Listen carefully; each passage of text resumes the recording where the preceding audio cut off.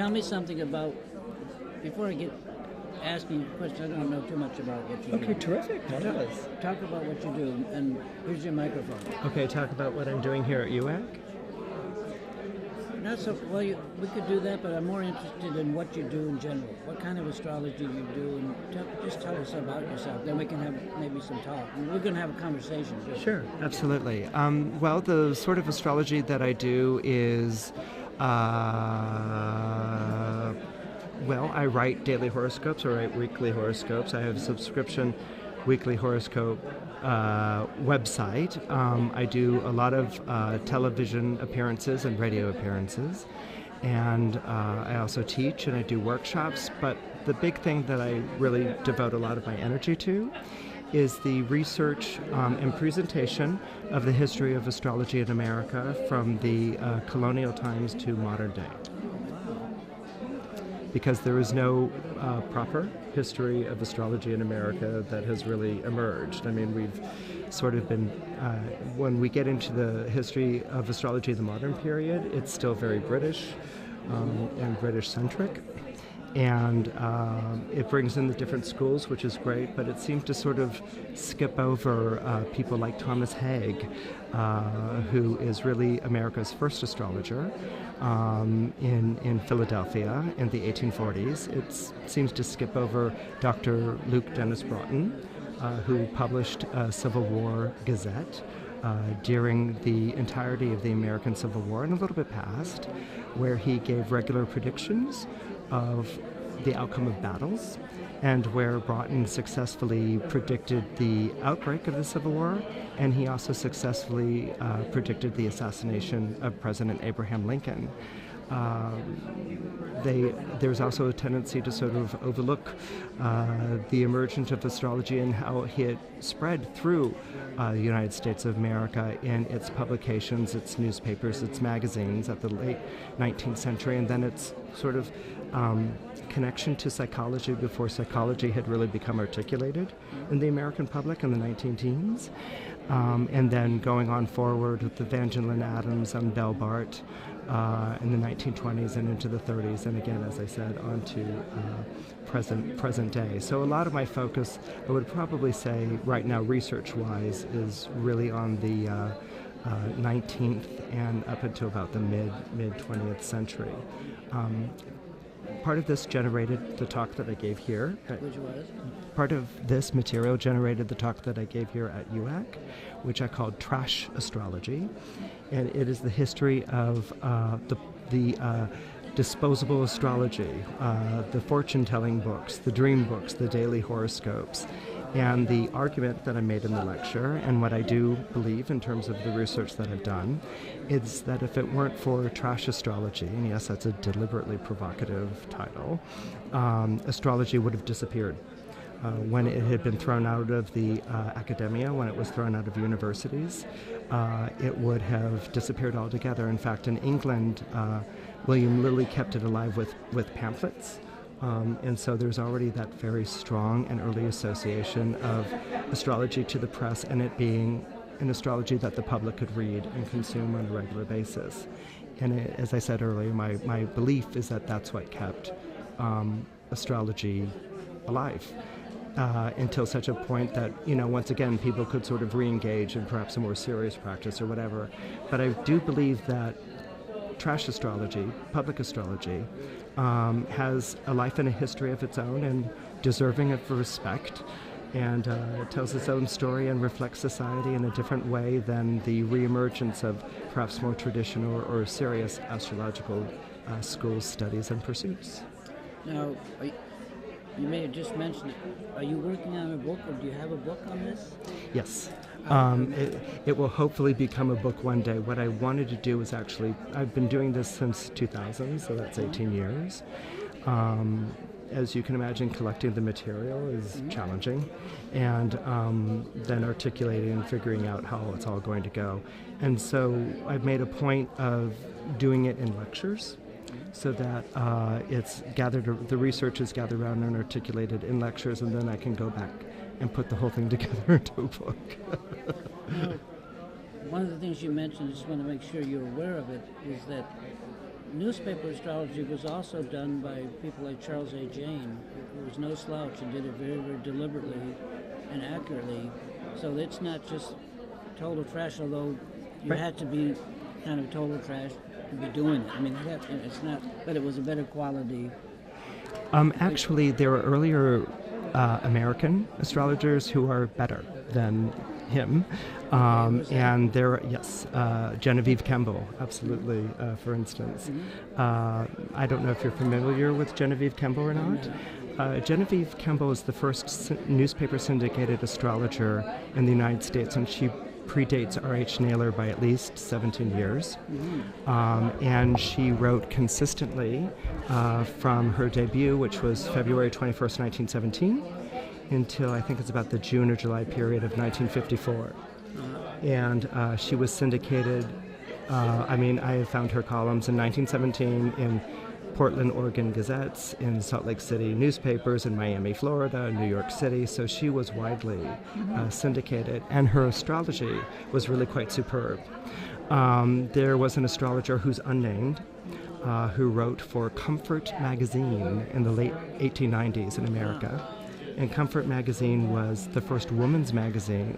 It was really actually a newspaper. I don't know if you're familiar with it or not, but it was the first paper in America that surpassed 1 million readers. And so this astrologer wrote an astrological column for it, and the language and the terminology is really quite sophisticated. So these are things that, because the material is ephemeral, it's like newspapers, it's magazines, it's things that people throw away, where it hasn't really gotten a lot of attention, it hasn't really gotten a lot of recognition, but there are some tremendous writers and contributors. And again, if I had the material with me, I think you would actually be quite duly impressed with the sophistication of it. Are you going to put some of the samples of this in your book so that we can see the quality of the writing? Oh, absolutely. And I even showed in my slideshow presentation that I do along with the lecture. I actually deliberately juxtapose it with how bad it was at a certain period, certain periodicals in which really the astrology is dreadful. But then is. Right, but then at the same time, all of a sudden emerges this very articulate astrology. And again, this is how the American public becomes associated, familiar with astrology. And when you look at these terms that are being used regularly, the American public is reading this every day. These are syndicated newspapers. It's really quite extraordinary.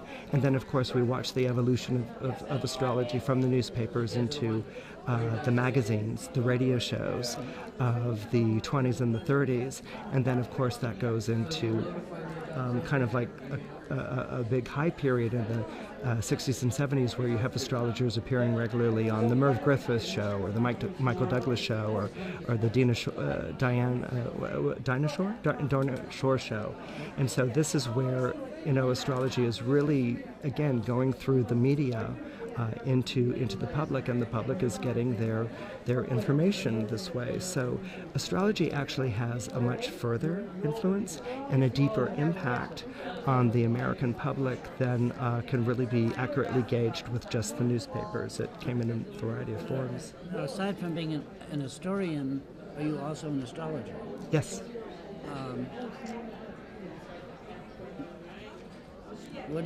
Let's talk about not what you write about, not what you teach about, but in your own life, what is the most important? What do you turn to when you feel the need to orient yourself, or whatever people do with astrology? What kind of techniques do you take to heart and depend on?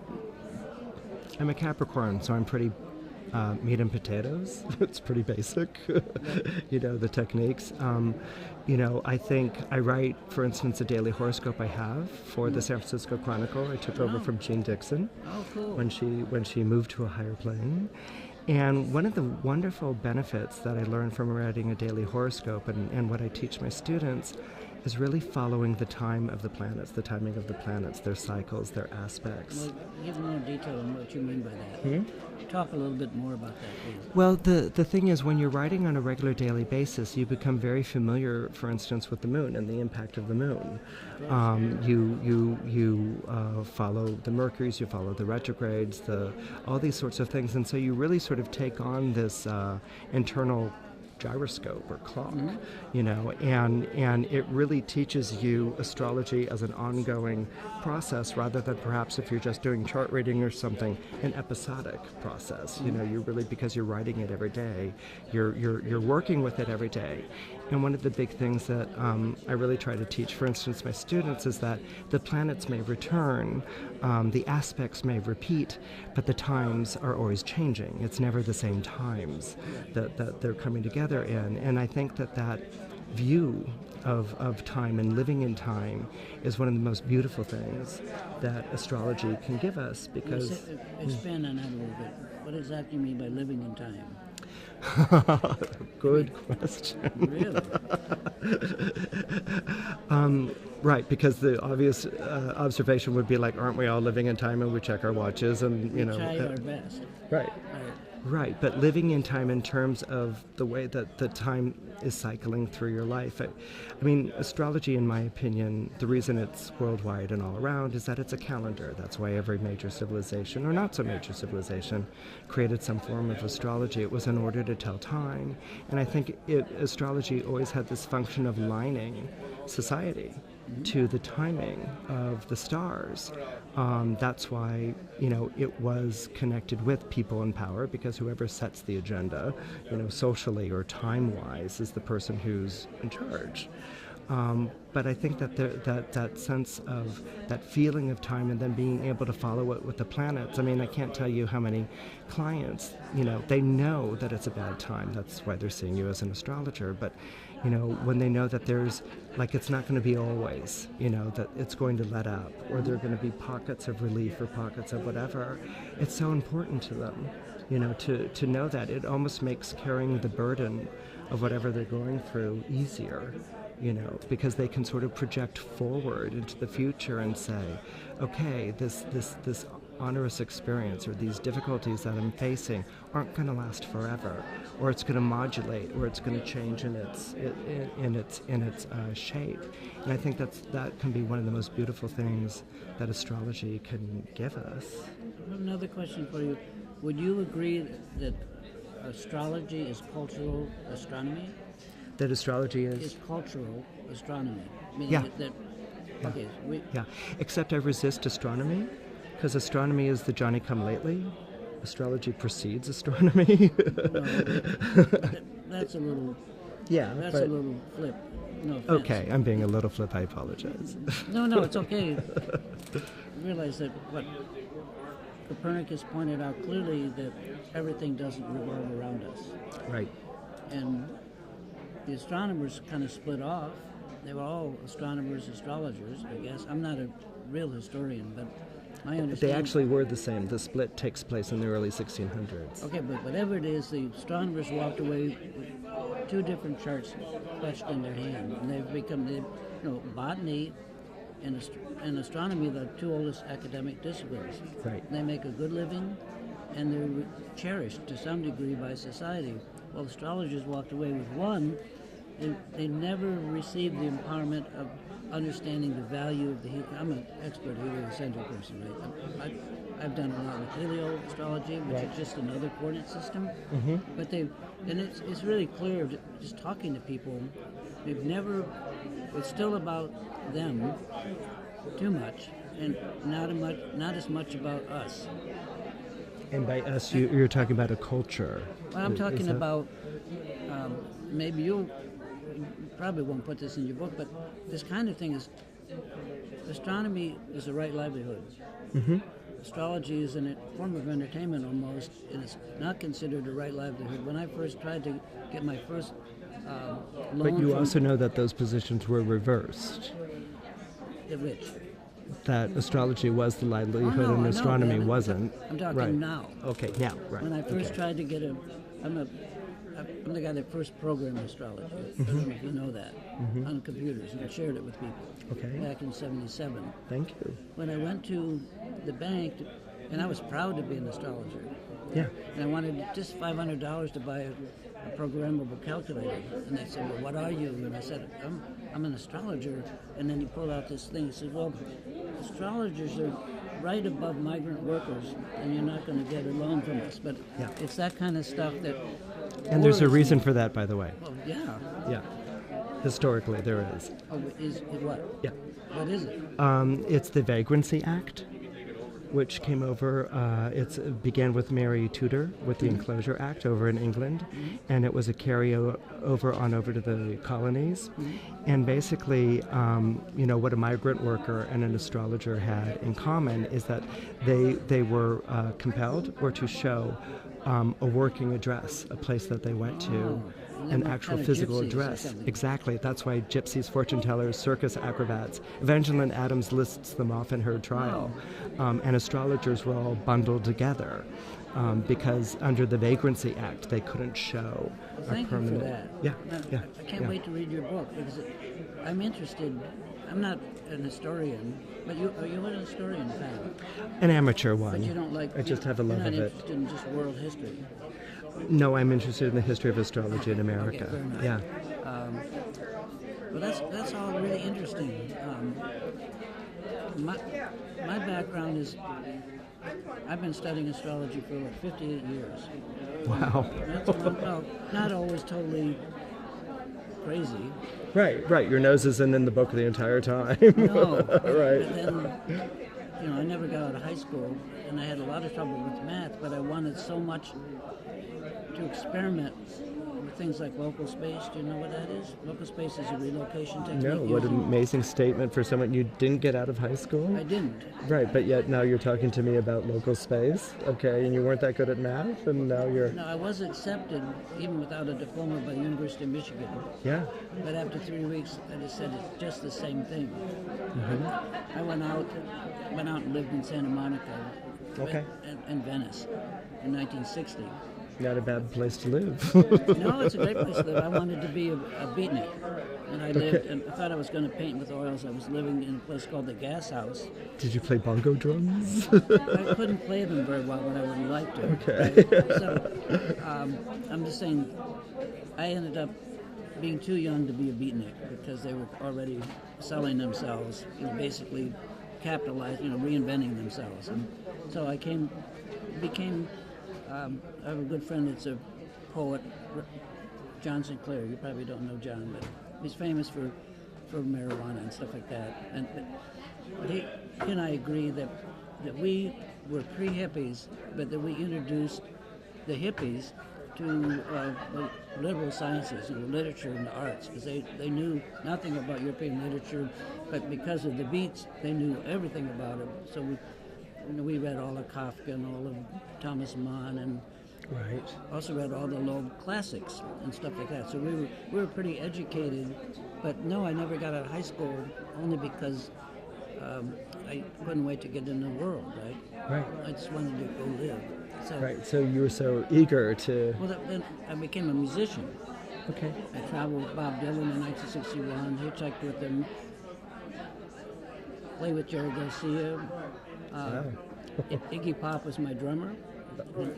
I gave him the name Iggy and stuff like that. So, have you seen the Dinah Shore interview where she calls him by his real name throughout the entire interview? James Osterberg? No, Iggy, whatever Iggy's real name was. She calls him James. Yeah, that's He's sitting right next to David Bowie, and she spends it. Oh, David Bowie was on there? Yeah, they were both on, and she's like, well, no, I think she called him. It's going to be a while. I think she called him. I think she called him Jimmy. What did you say? I think she called him Jimmy. Well, the New York Times posted it when he passed away. Are you familiar with his music at all? Yeah. Okay, I knew him really well, and he was always respectful. He was very kind. Yeah, very, that's what I very heard nice. about him. All that was something that he did because it drew attention to him, and he always wanted a lot of attention. Right? Yeah. But to know him, we taught him the liberal arts. He came out of a trailer park, and he didn't know anything about Goethe or anything about anything, classical music, and we knew everything. One of my old roommates was a very famous avant-garde classical music player in New York. So we taught all that to him, and then he ended up originally, now he's really friendly to me, but saying we were just a feat. Right? But really we knew stuff that he didn't know, and my other friend was part of what's called Once Music, which is Gordon Luma, Robert Ashley. You probably never heard of them, but Okay. I also started the largest music database in the world, which is called the All Music Guide. And I had 150 employees and 500 freelance writers, and also one of the 2 largest movie databases. Every movie, casting character, every piece of music from 10-inch records up to now, and lots of other things. And also donated the largest astrology library. Yes, I saw, with envy. So what was the astrology like at that time? Which time is it? Take us back to Iggy Pop. Okay, take us back to Iggy Pop. take us back to pre-hippies. Okay, you're bridging this point between the beatniks and the hippies. It was more like what you're writing about.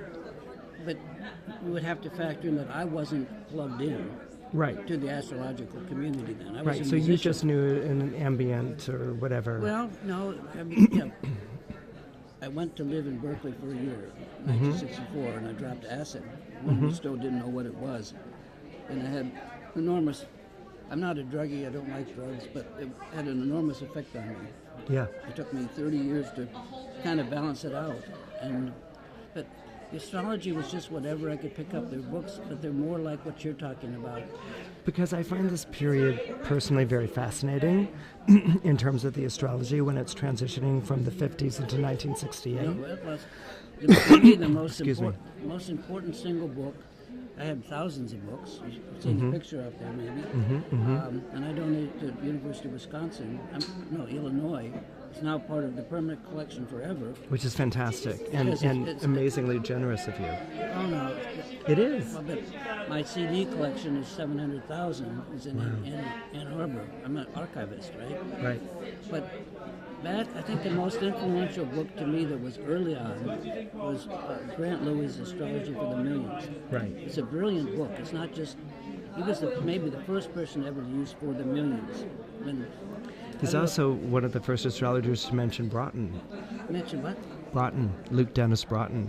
He Oh. mentions him in that book. Oh, I don't. Right, it's an early, you it's know one of the more few about the history references. than I do. Yeah, but, well, your But I would history, like that's to- why I want to hear this. Yeah, but I would love your book. I mean, I need to know this stuff. I just Yeah. don't know it. I mean, Yeah. because I've been doing all the things I've done. Well, we're all in our, rows in the Yeah, field, but working our I'm impressed corner of the on how field. good you are at what you do.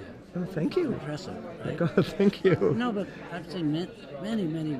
I've been here for a long time. I'm 77. Heard people talk about the history of astrology over and over and over again, but never so interestingly. You really do it. They right. just, America was a flyover state.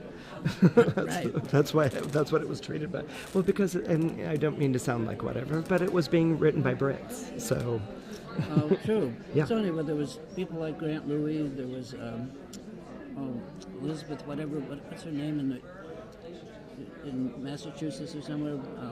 Well, there's I think, Leake, there's Sybil Leake, well, yeah, we right, yeah, we who did. was big in the 60s Right. and going into the 70s, but Elizabeth, No, I'm thinking maybe that's your not. Forget Okay. it. I'm a That's little okay. forgetful. It'll either come to me or it may also not be ringing a bell with me, and I'll get home and be like, oh, wait, it was. Well, and so my first entrance, I became an astrologer on my own. My brother opened the first metaphysical bookstore in Ann Arbor, where I grew up, in 1968. And there's a big astrological scene in Michigan, by the way, in the 19th Well, I know century. Michigan. I mean, there's a big music scene in Michigan. Yeah. Most No, but in the beautiful- 19th century in Michigan, there were a lot of big astrologers. Yeah, in that and I'm period trying of time. to get to some of those, but they're more like isolated people. But the first time I met Charles A. Jane, which you should know who that is, was my best friend. In fact, when he died, he was coming out to something. We'd go back and forth, celebrate birthdays with each other. He was a wonderful being, and I've written a beautiful thing of him. I could probably give you some stuff, background stuff. I'd love it, actually. I'm a good Especially writer. if he was writing newspapers and things like I that. write an essay every day on Facebook. I don't spend time on Facebook, but I write very clearly, but mostly on Dharma. I run a Buddhist meditation center since the 80s, and I read Tibetan and been to Tibet, and I work very, very closely with a Tibetan lineage of the Karmapa. It's not the Dalai Lama; he's older than the Dalai Lama. And where did you this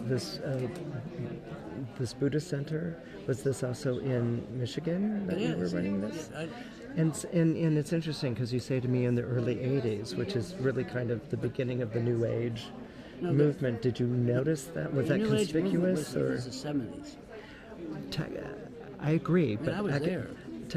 That's why I'm asking, because technically, academically, it's dated to the early 80s, which I was like, what?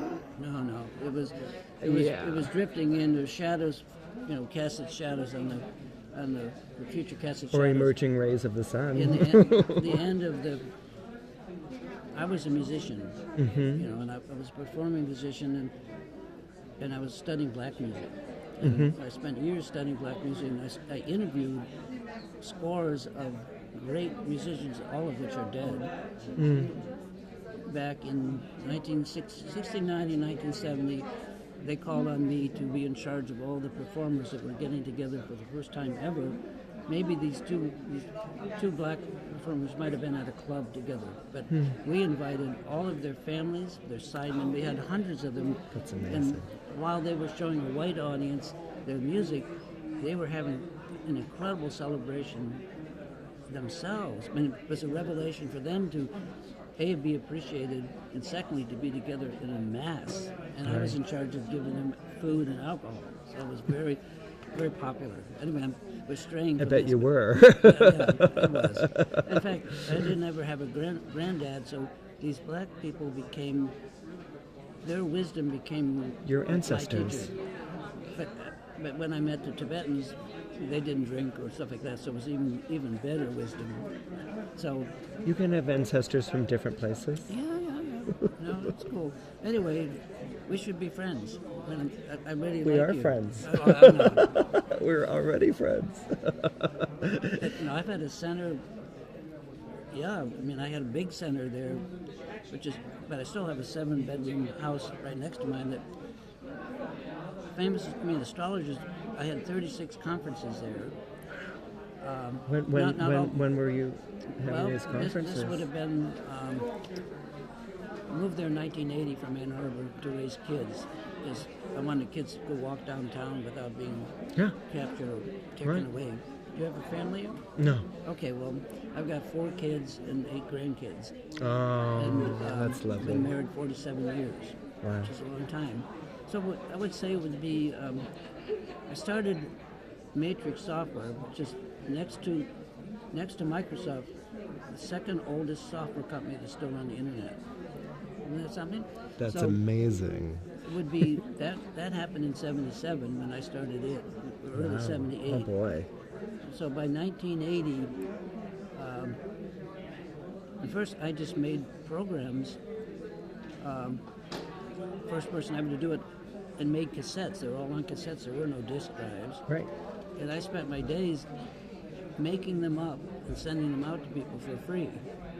And I even got a letter from a famous astrologer this year, which I won't mention, who must have been feeling he'd missed the boat, saying I had no right to sell the programs for, and this is when I started to sell the programs, for anything more than the postage and the cost of the cassette. Just goes to show you how desperate some of these people are. Or ridiculous. Ridiculous, for sure. Anyway, so all of the astrologers had to come through me if they wanted programs in the beginning. We had over 30,000 customers over the years. I don't know how many repeats. So what's the connection, or did you have any connection or awareness of the big computers that were running charts? I think it's in 1968. You mean like Neil Mickelson? Mainframes? I found an ad for it in Cosmopolitan magazine. I think it's from 1968, where it shows a woman in a bouffant hairdo, like, you need to know your future or whatever. And then evidently there was a computer in Grand Central Station. Oh, that just was a little running? thing that I probably don't know about that. Yeah, because it's I'm trying to like figure that stuff out because there were computers that seem to have just predated It what predates me. it's right before you, but not too much before. Well, I can remember going to my first conference, and I had a little card table, and my kind of software was unknown, and I looked up, trying to find the only competition I knew was a hardwired thing called Digicomp. And I looked around to see what Digicomp was, and then slowly I realized the whole back wall said Digicomp. Right. It was a big. It was terrifying to me. Right. But my little thing obviously blossomed. Well, because you were the next stage in evolution. That's true. What does the last Neanderthal say to the first Cro-Magnon? That's I mean, right. you were Well, right there on the I cusp. also witnessed that with. I've done a lot of. I know all the Adobe products and stuff like that. I was a system programmer for years, and I worked for NBC for a long time as a senior a senior consultant, because they had the largest astrology site, and they wanted an authentic astrologer who actually knew something. So. So let me ask you something, Michael. When did you ever see a shift from making this material available to astrologers to when was this material being made available to the public, people outside of astrology? As fast as I could advertise, Right. all comers were Right. welcome. Trying to make a living.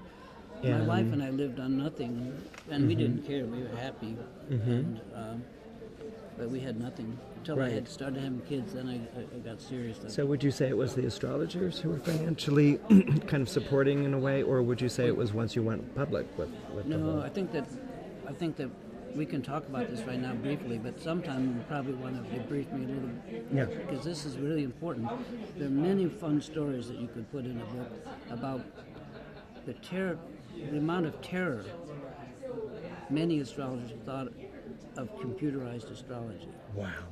But at the same time, under the counter and behind the scenes, and privately, gimme, gimme, gimme, gimme. And it reached its peak when we... So what was the terror about? The terror was that they felt that it was sacrilegious to forego their log tables and all this long time it take, because maybe that was a meditation aid or something like that. But Can still be. my Doesn't friend have to- Charles A. Jane and I put on this thing called ACT. Because I don't like lectures, and that's why I didn't like school. So all these conferences, like UAC many times, and at AFA, Astrological Conference on Technique, we would have a panel that ran all day, changed every hour, where we had 10 or 15 people, and we invited everyone present to participate, and we had a moderator that shut up people who were nuts, so we could just keep talking. But some of this stuff you need to know. Drink. I'm having fun. That's what's happening. Oh yeah, no, it's wonderful. But this AC is killer on the throat. no, like I'm you suddenly dry out, and it. My hands are always warm and they're cold here. Right. So anyway, we would have this panel discussions, and one of the discussions was on, we just introduced report writers. Report writers that you could buy and make reports and sell them. And they had a room monitor. I looked over, and here's this woman just crying, because to her, this was the worst thing could ever happen to astrology, because it would mean that she would have no job. And She would have no job. these would replace actual readings. Of course, they wouldn't.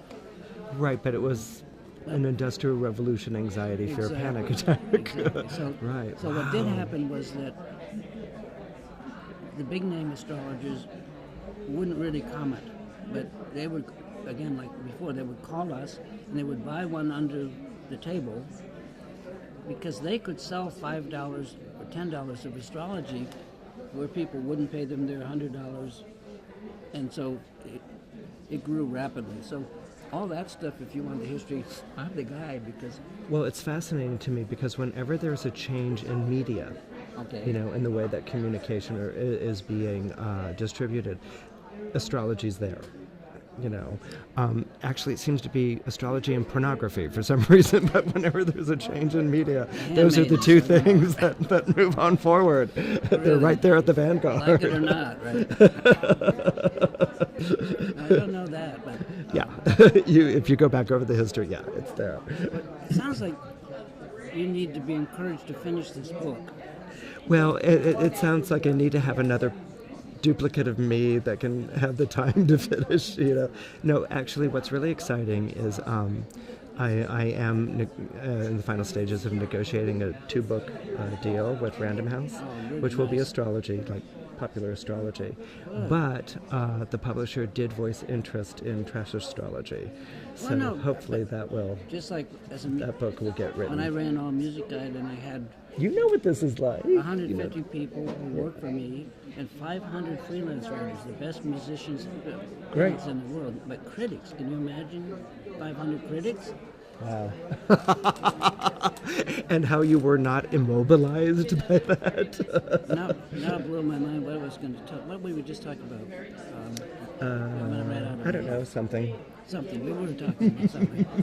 Anyway. But yeah, that jump. I think what I was saying, that whenever there's a change in the media or the way that the media, whatever, the astrology is at the forefront of that.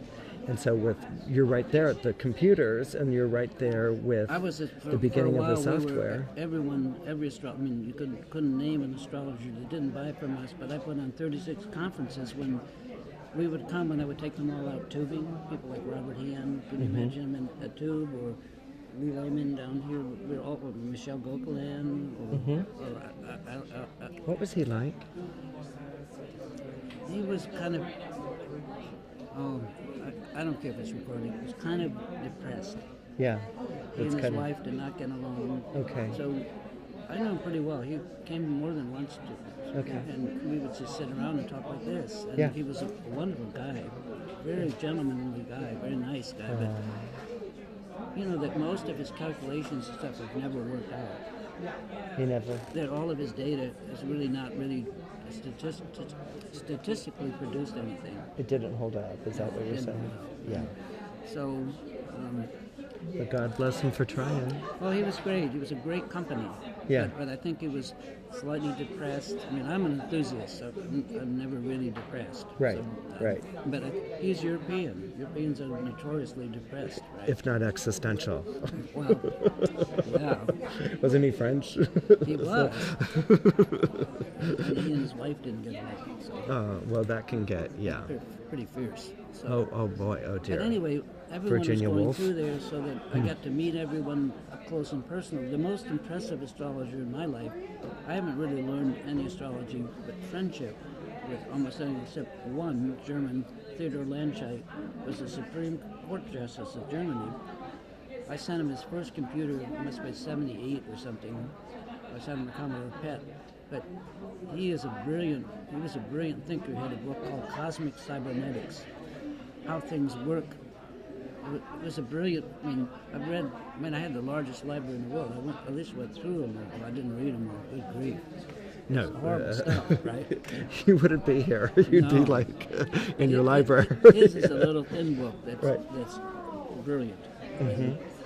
That's the guy I learned from. But we just had these conferences one after another. Like one time I had 22 of the best financial astrologers in the world.